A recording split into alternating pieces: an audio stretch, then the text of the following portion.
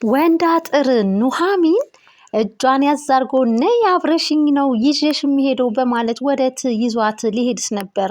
ኑሃሚን እንግዲህ ምን ልታደርግ ነው? ምን ፈልገህ ነው? ምን ሳስበክ ነው? በማለት መንገዱን ለቀቅ አድርግልኝ ካለበለዛ ግን በማለት አስፈራርተዋለች። ወንድ አጥርም ለነገሩ እንኳንም ወደ ቄሽና ወደ አደግሽበት መንደርሽ መጣሽልኝ እንጂ በማለት መንገዱን ለቀቅ አድርጎላታል። ሰላም ጤና ይስጥልኝ ውድና የተከበራችሁ አድማጭ ተመልካች ቤተሰብ እንደምን አላችሁ? ባላችሁበት ሰላማችሁ ብዝት ይበል። ኑሃሚን ድራማ ክፍል 57 ተለቀቀ። በባለፈው ክፍል እንዳየነውና እንደተመለከትነው ወንድ አጥር ኑሃሚን ከናሆምና ዳጊ ጋር እንግዲህ ሲመለከታት እጅጉን በጣም አራስ ነብር አድርጎት ነበረ። ሆኖም ግን እንግዲህ ነይ ይዤሽ ነው የሚሄደው በማለትም እሷም እንግዲህ ከአጠገቤ ዞር በልኝ መንገዱን ልቀቅልኝ በማለት በቁጣ ስታናግረው መንገዱን ለቀቅ አድርጎላት ጉዞዋን ወደ አያቷ ቤት አድርጋለች ማለት ነው። ናሆምና ዳግምም እንግዲህ ወደ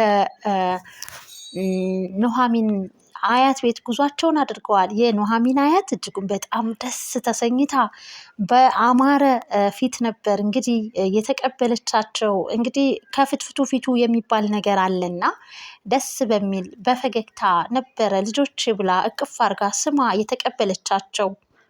እንግዲህ በጣም በሚገርምና ደስ በሚል ሁኔታ በገጠራማው አካባቢ የገጠሩን ውበት፣ አየሩን፣ ኑሯቸውን ሁሉንም ነገር እጅጉን በጣም ወደውት እንግዲህ ተማርከውበት ናሆምና ዳግም ኑሯቸውን እንግዲህ በገጠራማው አካባቢ በኑሃሚን አያት ቤትና በአካባቢው አድርገዋል ማለት ነው። ደስ የሚል ጊዜም እያሳለፉ ይገኛሉ። ናሆምም በጣም ተደስቷል።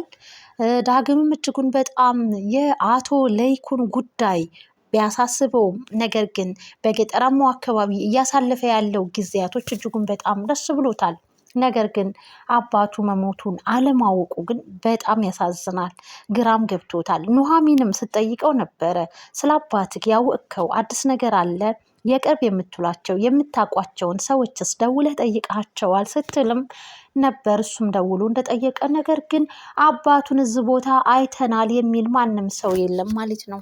አንድ ቤት ውስጥ እየኖረ እንግዲህ አባቱ ሞቶ እስኪቀበር ድረስ አለማወቅ በጣም ያሳዝናል። የዳግም ነገር ማለት ነው። ይህንን ሲሰማ በምንስ ኃይሉ ነው ሊቋቋም የሚችለው? ለአቶ ለይኩን እጅጉን በጣም እያዘነ ይገኛል ማለት ነው። ግን የአባቱ ነፍሰ አጥፊ አቶ ለይኩን መሆኑን ሲያውቅስ ምንስ ያደርግ ይሆን? አምራንና ኤርሚያስ ተገናኝተዋል። አምራን ለዳጊ እንግዲህ የአክሲዮን ግማሹን አክሲዮን ሰጥተው ሰርፕራይዝ እንደሚያደርጉት ለኤርሚያስ ትነግረዋለች ማለት ነው። ኤርሚያስ እጅጉን በጣም አራስ ነብር ሆኗል። እሱም እንግዲህ ኤሚን የቀረባት ሀብት ንብረት አገኛለሁ የሀብት ንብረት ጥግ ደርሳለሁ ብሎ ነው።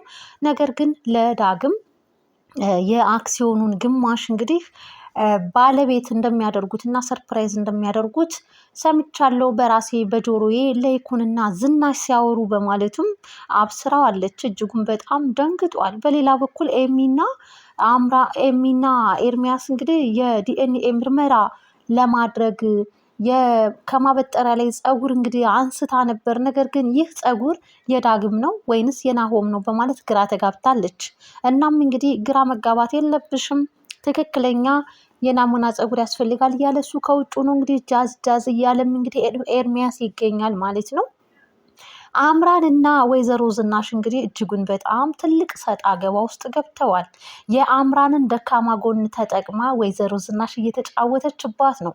30 ጊዜ ኑሃሚንና ናሆም እንግዲህ በክፍለ ሀገር በገጠራማው አካባቢ ደስ የሚልና አሪፍ ጊዜ እያሳለፉ ነው እያለች እርርድብንም እያደረገቻት ነው።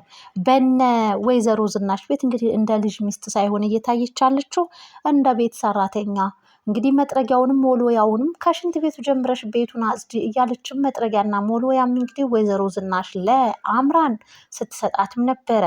አምራንም አስመስላ ወይዘሮ ዝናሽን ለመቅረብ ብትሞክርም ነገር ግን ወይዘሮ ዝናሽ ከአቅሟ በላይ ሆናባታለች። እጅጉን በጣም እየተንጨረጨረች ቀጥል እያለችም ትገኛለች ማለት ነው። አስመስላ ጥሩ ሆና ወይዘሮ ዝናሽ የምትላትን ነገር በደንብ አድርጋ ለመስማትና ለመተግበር ብትወስንም ውስጧ ቢላትም ግን አእምሮዋ እየተቀበላት አይደለም። ከራሷ ጋር ትልቅ ክርክር ውስጥም ገጥማለች ማለት ነው። በተባለችው መሰረት እንግዲህ ሻይም አፍልታ ለኤሚ ብትሰጣትም አንቺ እኮ ልጅሽን የገደልሽ አረመኔና ጨካኝ ነሽ፣ እኔንንስ በመርዝ አርገሽ ብትገይኝ አንቺ የሰራሽውንም ሆነ የነካሽውን እኔ ልጠቀም አልችልም ብላ ኤሚ አስደንግጣታለች። ምንም ቢሆን እንግዲህ የሰሩት ስራ ያሳፍራል፣ አንገትም ያስደፋልና አንድ ቀን እውነቱ መውጣቱ አይቀርምናም አምራን እንግዲህ እጅጉን በጣም አንቺ የልጅሽ ገዳይ ስትላት በጣም ደንግጣለች። ለእናቴ ያለ ስራዋ ደግሞ ልጄን ገላብኛለች ብለሽ ስም ሰተሻታልና ይህንንም ደግሞ ጠብቂ፣ ዋጋሽን ታገኛለሽ፣ አለቅሽም ብላ ኤሚ ዝታባታለች። በስተመጨረሻም እንግዲህ ከእናቷ ጋር ሀሳብ ታቀርብላታለች። አሁን ናሆም የለም፣ ናሆም አለመኖሩን ተጠቅመን ለምን አምራንን እስከ መጨረሻው አናስወግዳትም በማለት ትልቅ ዱብዳ አውርዳባታለች ለእናቷ።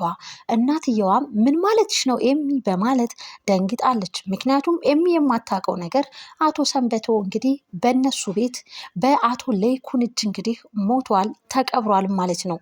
ያ ትልቅ ወንጀል አለ። እናም ሌላ ድጋሚ ወንጀል ደግሞ የመስራት አቅሙ የሚኖራትም የምትቀበልም ይህንን ሀሳብ አይመስለኝም ወይዘሮ ዝናሽ ማለት ነው። ምክንያቱም የአቶ ለይኩን ሰላምም ተበጥብጧል። ያው ሁሉም ነገር በእርግጥ በሂደት ግልጽ መሆኑ አይቀርም። አቶ ሰንበቶም እንግዲህ ሞቶ ተቀብሮ እውነታው ሳይታወቅ አይቀርም። እጅጉን በጣም ወደፊት ብዙ የምናያቸውና ብዙ ያልተነገሩ የተደበቁ እውነታዎችንም የምናይበት ይሆናል ማለት ነው። ውድና የተከበራችሁ አድማጭ ተመልካች ቤተሰብ ይህንን ቻናል በአጋጣሚ የምታዩ ይህንን ቪዲዮ ሰብስክራይብ እያደረጋችሁ አበረታቱኝ። ነባሮችም ላይክና ሼር ማድረጋችሁን አትርሱ ማለት ነው። ኤርሚያስ እንግዲህ እጅጉን በጣም እየተንጨረጨረ ነው። አምራን በምን አይነት ምክንያት አክሲዮን ተሰጥቶት ሰርፕራይዝ እንደሚደረግ ግልጽ አልሆነላትም። የሆነ የማታውቀው የተደበቀ ሚስጥር እንዳለም ግልጽ እንደሆነም እሷም ታውቃለች ጠንቅቃ ማለት ነው። ነገር ግን ያ ሚስጥር ምንድን ነው የሚለው ላይ አልደረሰችበትም። እናም እንግዲህ ለኤርሚያስ አቶ ለይኩን ዳጊ የወይዘሮ ዝናሽ ልጅ እንደሆነ ማወቁን ነገረችው ማለት ነው። ኤርሚያስም እንዴት እንደዚህ ሊሆን ይችላል እና ታዲያ አውቆ እንዴት ምንም አይነት ነገር አልተፈጠረም በማለትም ጥያቄ ፈጥሮበታል። ለምን ምንም አይነት ነገር እንዳልተፈጠረ የማውቀው ታሪክ የለም፣ ነገር ግን የወይዘሮ ዝናሽ ልጅ መሆኑን አቶ ለይኩን ያውቃል። አክሲዮንም እንግዲህ ሰጥቶ ሰርፕራይዝ የሚያደርገውም እሱ ነው በማለትም ተናግራለች። እንግዲህ በስተጀርባ የሆነ የተደበቀ ሚስጥር እንዳለም እንግዲህ መገመት እንደማያቅታቸውም ሲናገሩም ነበር ማለት ነው። በጣም እጅጉን በጣም በሚገርም ሁኔታ አሁን ላይ እንግዲህ ናሆም አምራን ስልክ ደውላ ስልችት ብሏታል፣ ልታገኘው አልቻለችም። ኔትወርክ ሰርቶም እንግዲህ የስልክ መስመር ላይ የመገናኘት እድሉ ቢኖርም ናሆም ስልኩን አንስቶ የማውራት ፍቃድም አልነበረውም። ምክንያቱም ከአምራን ጋር በአካልም ሆነ በስልክ ከመጨቃጨቅ ውስጥ ፍቅርን የሚያደረጅ ነገር አንድም ቀን አውርተው አያውቁምና እንግዲህ የደስታ መንፈሱን መነጠቅ ስለማይፈልግ እየተደወለለት ስልክ አይቶ ስልኩን አላነሳም ብሏል። ለምንድን ነው ስልኩን የማታነሳው በማለትም ኑሐሚን ብትጠይቀውም አምራን ነች አለው። እና ታዲያ እንዴት ነው የማታነሳው? ምንድን ነው የተፈጠረ ችግር አለ እንዴ? ደህና አይደላችሁም እንዴ በማለት ብትጠይቀውም ናሆምም እንግዲህ ፈኒ አድርጓታል ኮስተር ብሎ። እንዴት ነው ደህና የምንሆነው? አንቺ እኮ ነሽ ችግራችን የኔና የአምራን፣ አንቺን ተከትዬ እኮ ነው እዚህ ገጠር ድረስ የመጣሁት እና እንዴት ጥሩ ነገር የሚኖር ይመስልሻል በማለት አስደንግጧታል። እናም እንግዲህ በስተመጨረሻም ፈኒ ሁናለች። አያትየዋ እንግዲህ የናሆምን እጅጉን በጣም ወደውታል። እንደወደዱ በአያቷ በኩል ተወዳጅነትም እንዳገኘ ኑሐሚን ለናሆም ነግረዋለች። ባይወዱኝ ነበር የሚገርመኝ እኔን የመሰለ ጎረምሳ አግኝተው ነው በማለትም ራሱን እየቆለለም ተናግረዋል። ደስ የሚል ጊዜ እያሳለፉም ይገኛሉ። ውድና የተከበራችሁ አድማጭ ተመልካች በስተመጨረሻ ወይዘሮ ዝናሽና ኤሚ ተመካክረዋል። ኤሚ እንግዲህ ከኤርሚያስ አምራንን ማራቅ ትፈልጋለች፣ ስጋትም አለባት። እናም አምራንን እስከ መጨረሻው ብናሰናብታትስ በማለት ሀሳብ አቅርባላታለች። ወይዘሮ ዝናሽም ድንግጥ ብላለች። በሀሳቧ የምትስማማ ይመስላችኋል? ውድና የተከበራችሁ አድማጭ ተመልካች ቤተሰብ እንግዲህ ሁላችሁም ሀሳብ አስተያየታችሁን በኮሜንት አጋሩን። በቀጣይ ክፍል እስክንገናኝ ባይ ባይ። ላይክ ሼር አይረሳ።